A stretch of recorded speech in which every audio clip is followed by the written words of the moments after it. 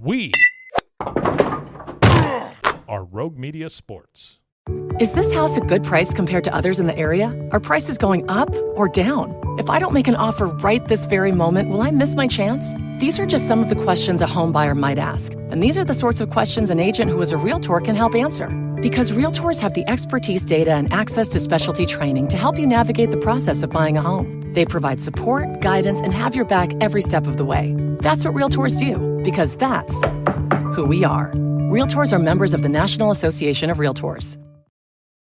With the Wells Fargo Active Cash Credit Card, you can earn unlimited 2% cash rewards on purchases you want and purchases you need. That means you earn 2% cash rewards on what you want, like season tickets to watch your favorite team, and 2% cash rewards on what you need, like paying for parking. That's the beauty of the Active Cash Credit Card. It's ready when you are, with unlimited 2% cash rewards. The Wells Fargo Active Cash Credit Card. That's real life ready. Terms apply. Learn more at wellsfargo.com/activecash.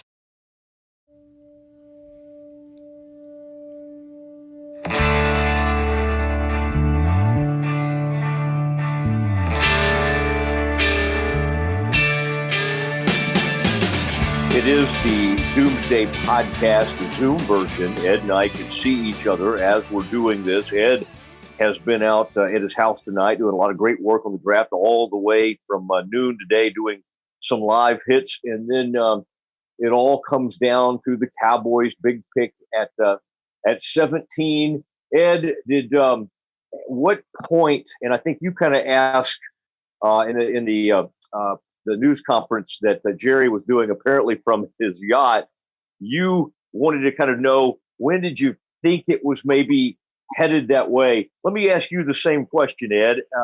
When did it start kind of dawning on you?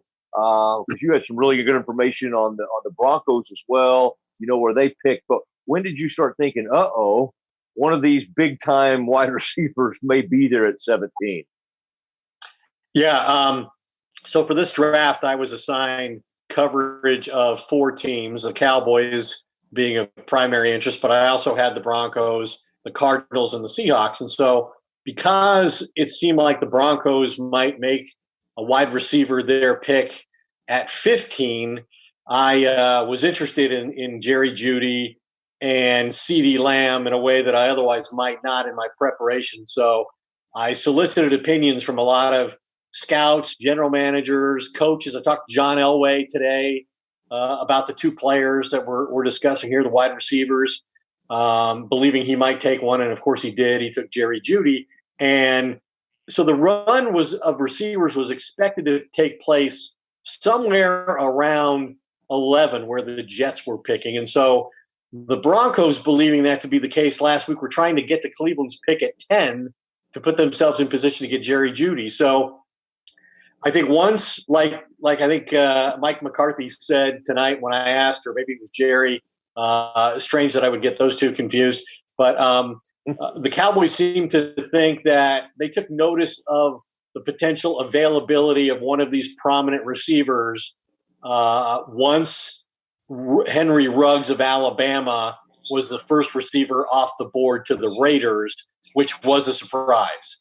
That no receivers went in the top 10, and that Ruggs then went ahead of Jeudy and Lamb, got their attention to the point that they started thinking that maybe they were going to have an opportunity to draft CeeDee Lamb, which, as they said, through all the mock drafts that they did in preparing for this draft, not one time did they have a combination of events take place that in their simulations where CeeDee Lamb was available with the 17th pick in the draft.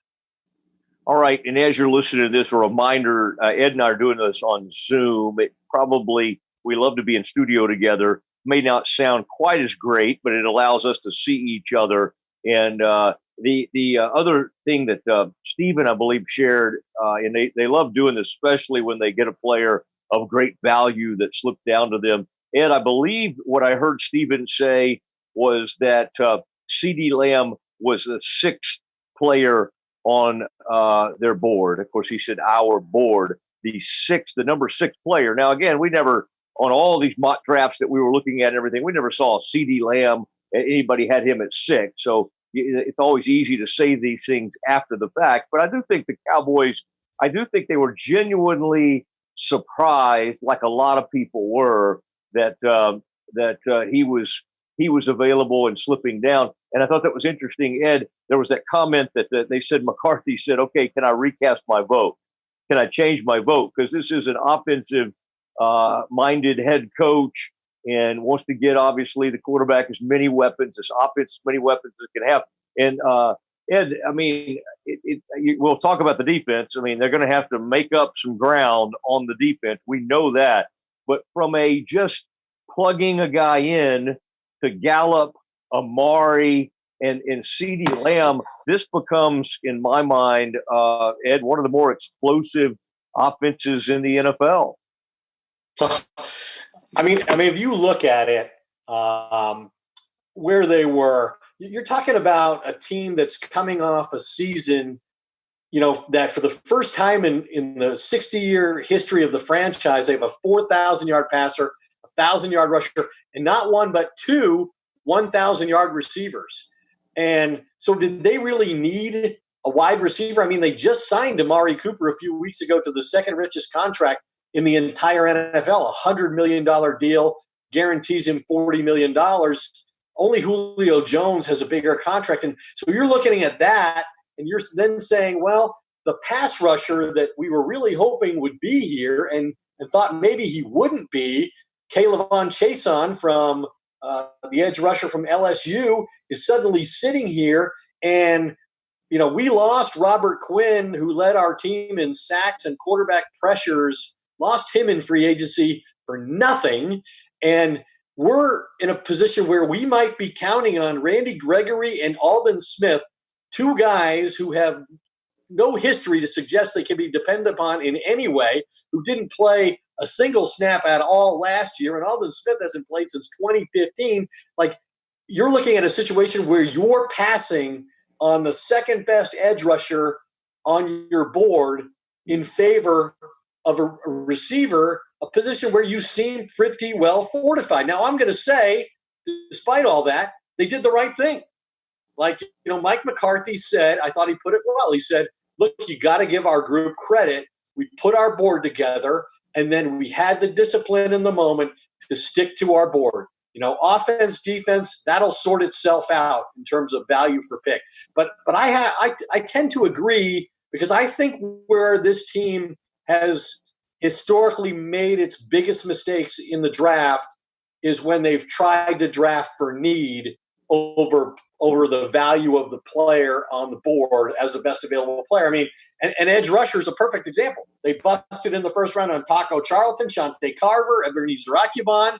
I mean, that's the position that they have failed on when they have tried to force a pick because of a position need. So did they need CeeDee Lamb? No, I don't think so. Not as much as they needed Chason. But if Lamb is that much better a player, then I think they did the right thing. And I think the secondary benefit is you had the Philadelphia Eagles, somebody in your division who has a cornerback who shut down your best receiver when they have Darius Slade on their roster. He shut down Amari Cooper when they played the Lions this year. Well, if you don't take CeeDee Lamb, they might take CeeDee Lamb, and then you're playing against the guy twice a year. Yeah, I think you're right. And Stephen Jones was quoted saying, and I think we've heard it a couple of times from the Cowboys, saying the blinking light was right there.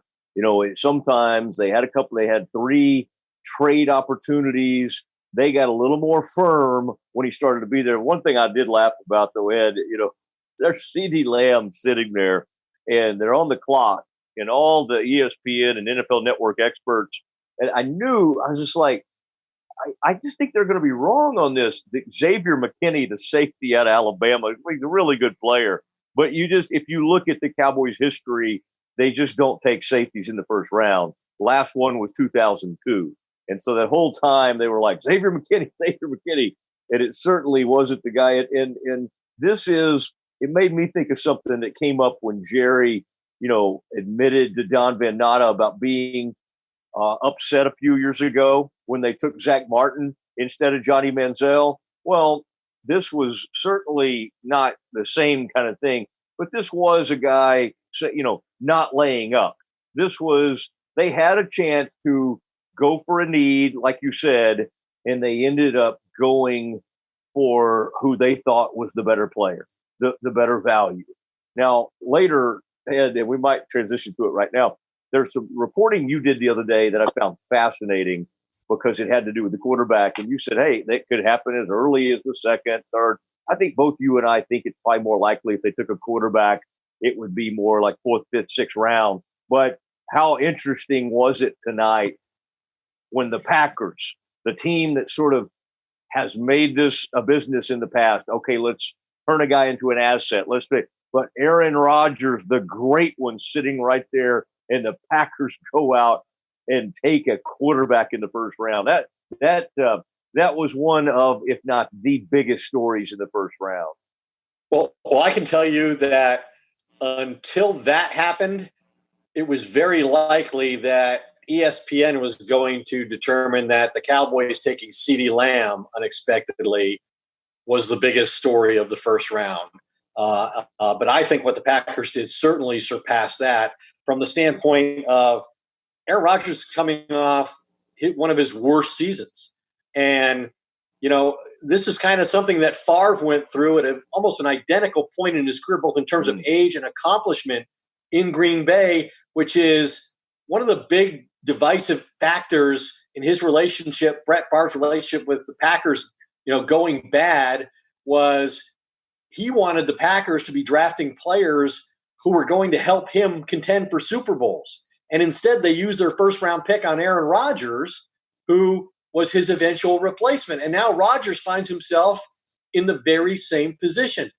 The Packers, this is the first time since 2005 the Packers have drafted an offensive skill position player, and it's not somebody who's going to help Rodgers. It's somebody who poses a threat to him in terms of ending his tenure with the Green Bay Packers eventually. Now, he's something of a project player, but this is just a really fascinating turn of events. Yeah. In fact, this is just the fourth time in the last 20 years that a team has drafted a quarterback in the first round when they have a former MVP quarterback on their roster. The Packers also did it, obviously, as we just said, when they took Rodgers and they still had Favre. So it's a fascinating thing. Look, Aaron Rodgers is a very sensitive person.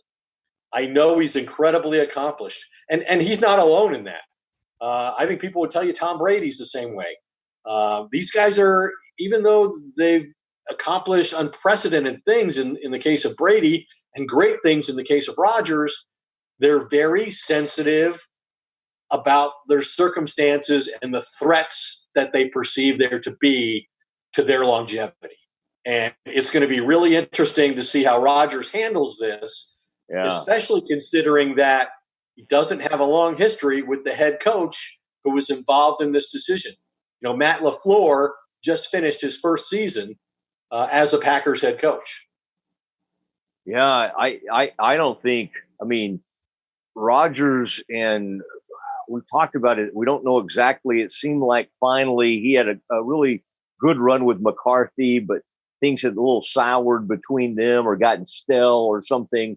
And he's got this new, fresh coach. And then the coach, I'm not saying it was the coach's decision, but they go out and, the coach, this young LaFleur, has a lot on his plate because all the talk when the Packers were on the clock was, Aaron Rodgers, they need to find him some weapons. They got to go wide receiver here. And then they go quarterback.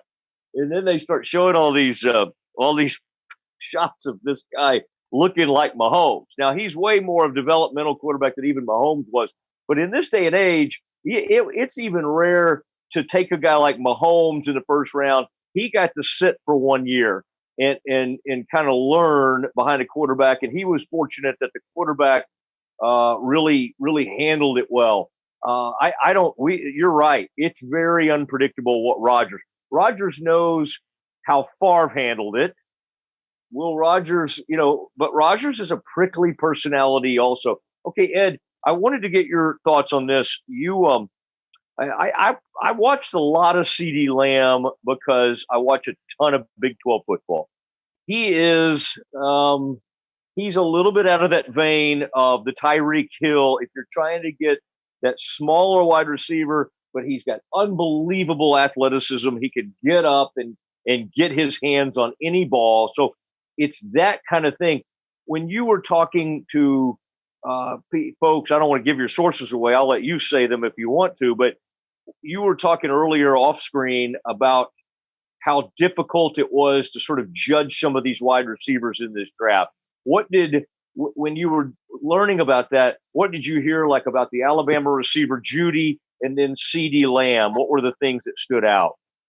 Yeah, well, I talked to John Elway, former Hall of Fame Super Bowl winning quarterback, who made the decision tonight, 2 picks ahead of the Cowboys, to take Jerry Jeudy, the Alabama receiver. Earlier today, when I was talking to Elway, he mentioned that he was a little concerned about a couple different things in the evaluation process. And the first part of it was the high bust rate among first-round wide receivers in the NFL was a factor in their putting their board together. And then he said, of the 2 players, we're talking about Jeudy and Lamb, he said the hardest thing is you watch OU on tape, and they've got everybody spread out, so Lamb is never covered. And he said, and then you watch Jeudy at Alabama, and they have so many other threats that these guys are always wide-ass open. And so it's really hard to judge them as players because they're not covered like they're going to be covered in the NFL. They don't have to fight off press coverage, People aren't allowed to – there just isn't the quality of defensive player across the board in college football on a weekly basis that you see in the NFL. And now, obviously, you're going to play with better throwers too. But the thing that was interesting to me, and I probably talked to, half a dozen defensive coordinators, personnel people, general managers about those 2 players, and it was a little surprising to me. Now, Elway obviously graded Jeudy as a higher than he did Lamb because he took him with Lamb still on the board. But everybody else I talked to seemed to have Lamb slightly ahead of Jeudy. And a lot of it was they acknowledged that Jeudy was a more polished route runner, could create separation, but that Lamb played with length and ball skills and athleticism, had a great ability to get open. And there was this, I think, somebody told me that Lamb is just more of a football player than Jeudy is. Judy's a receiver. Lamb is a football player. He's a punt returner. He can be a physical player. Obviously a great run after catch type player. And so all of those things considered, the sense I got from this group of people I talked to was, hey, Jerry Jeudy, is a better route runner. And he might right now be a slightly better player than Lamb, but I kind of fear he is what he is, and he doesn't have the ceiling that Lamb does to continue to improve and get better. And over time, Lamb will prove to be the superior receiver in the majority opinion that I solicited. Well, that's interesting. That makes sense. Lamb is someone who kind of freelances out there. I'll also say, and maybe this has something to do with Alabama wide receivers. When you were just describing Jeudy, I started thinking about Amari. Amari is one of the smoothest route runners in the league. I don't know what was going on last year, whether it was an injury or whatever. There was some really weird stuff, but he's gotten a huge contract. This should be a good complementary thing because the way you were just describing Jeudy is kind of Amari. If everything's right and he can go out there and his body's right and he can run his routes, he can be very, very – he could be a great wide receiver. This guy, CeeDee Lamb, I saw it against Baylor in the Big 12 title game. It's like if there's one missed tackle or if somebody runs past him, he's just gone. Like he is like kind of an otherworldly. In fact, you remember the wide receiver that went the first round to the Ravens or wherever, Marquise Brown, Hollywood Brown from Oklahoma. He was a great college receiver. I don't think CeeDee's a different level. And so CeeDee Lamb only got to 17 because there were just so many of these guys. And then some other stuff happened that pushed him down a little bit. sort of surprising things. And people that run on offensive tackles, everybody's like, oh gosh, we got to have one of these. How about that Becton's dad? Did you get a look at that Mekhi Becton's dad out there in Plano?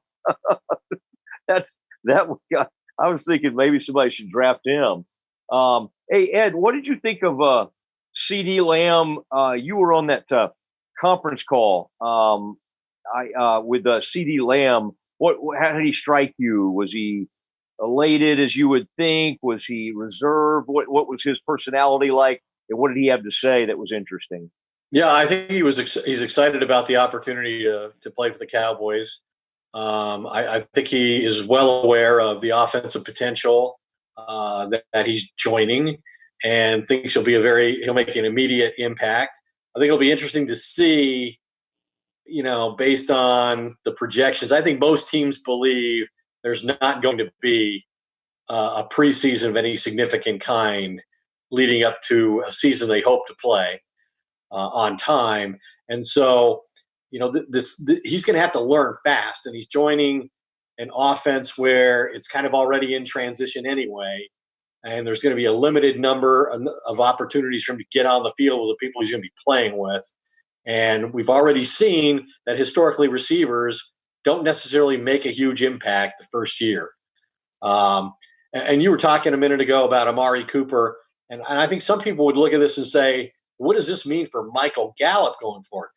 I think this is a bigger threat to Amari Cooper in my mind, because if you look at the contract that he signed with the Cowboys after sampling free agency for part of a day, while it's a 5-year, $100 million contract, the Cowboys can really get out of it after 2 years and $40 million and save themselves the rest should they choose to do so.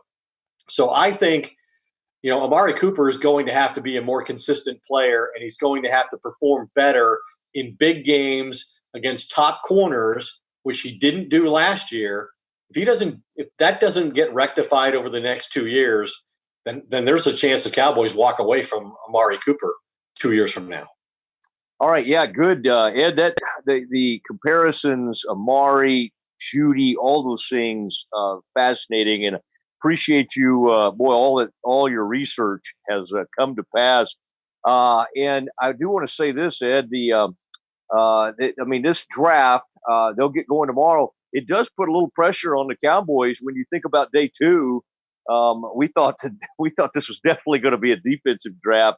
Now, and it's not always. We saw last year, Tristan Hill didn't get anything done for the Cowboys. So there's no guarantee. You just go find a guy in the second round and plug him in. He's going to be your pass rusher. He's going to be your starting cornerback. But they really do need to find a starter on defense.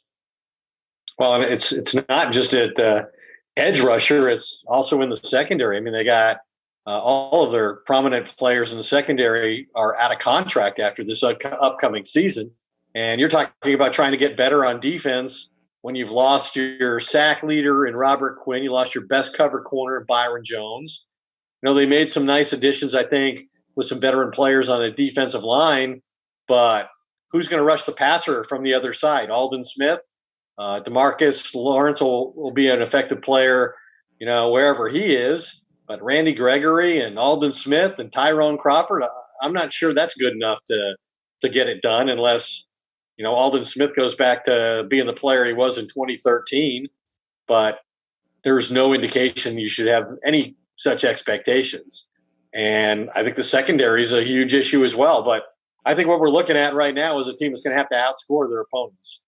And they probably should expect defensively to be in the same predicament they were all of last year. They're one of the worst teams in football.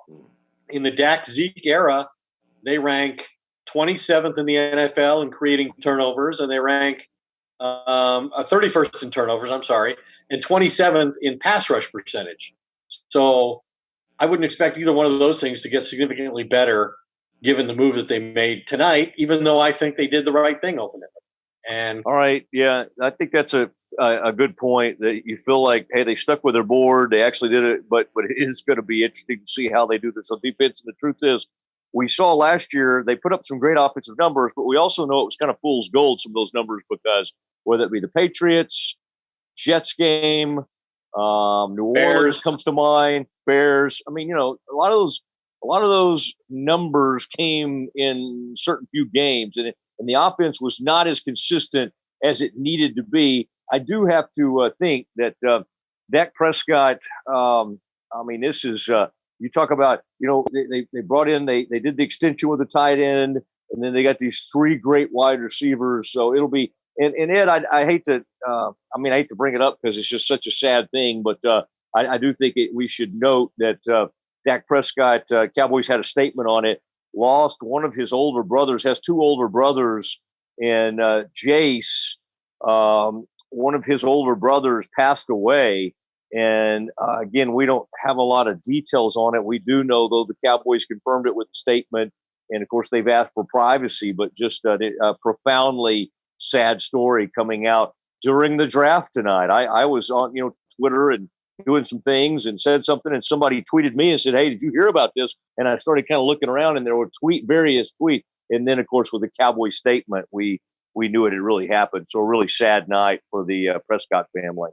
Yeah, I did that big feature on Dak last season about all his tattoos, and he was really gracious with his time and talked about, all the various ones and what the inspiration was for all of them.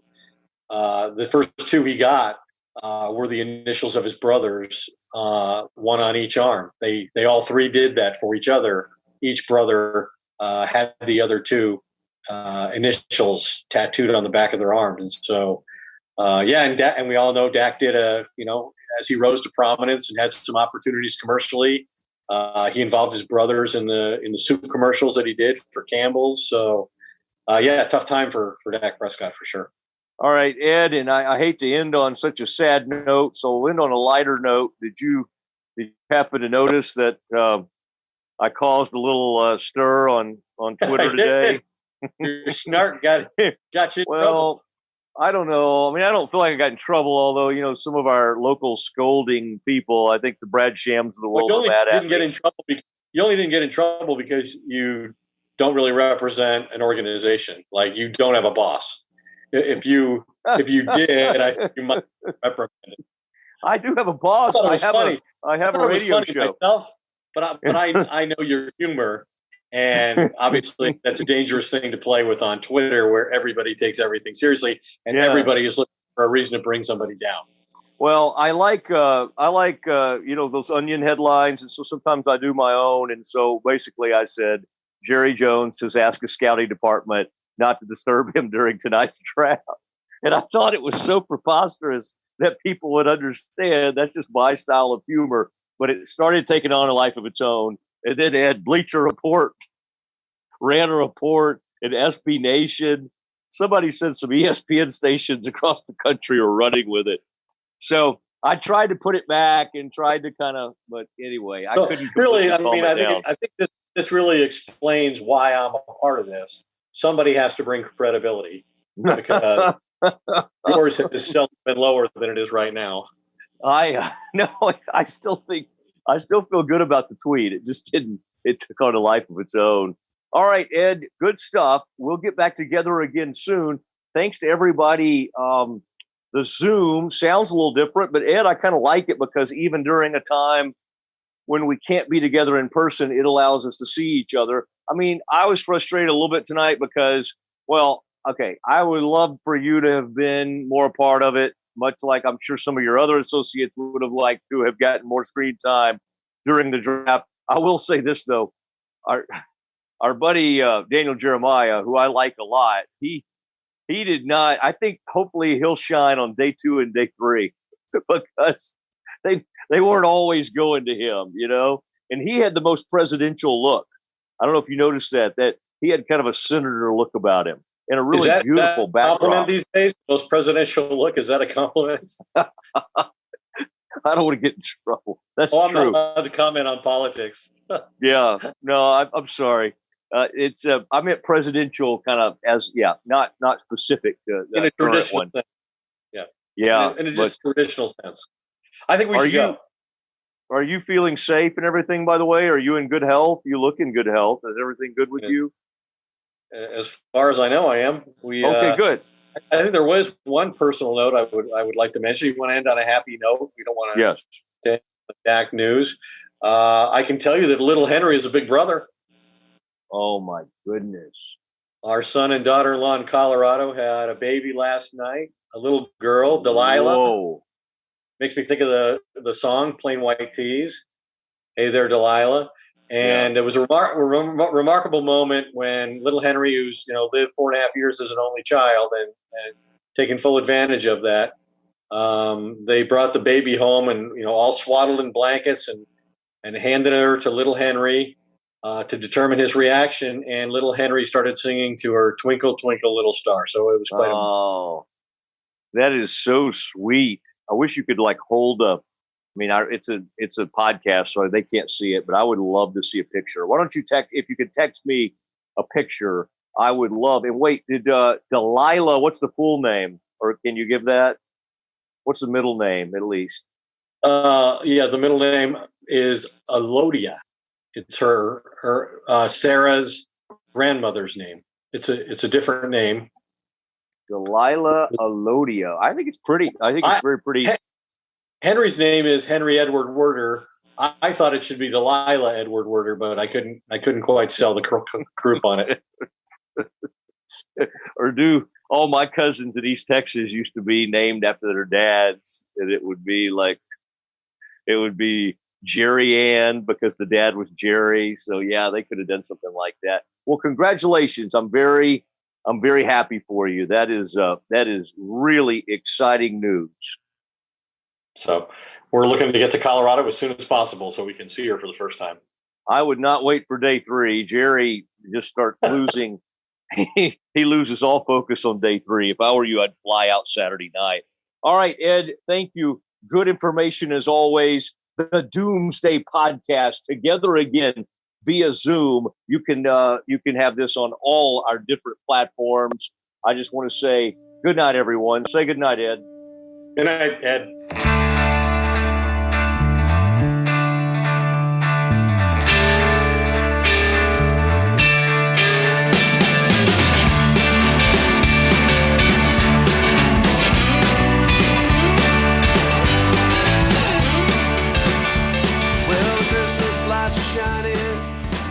Have been hung. You're praying for your daughter, lighting candles for your son.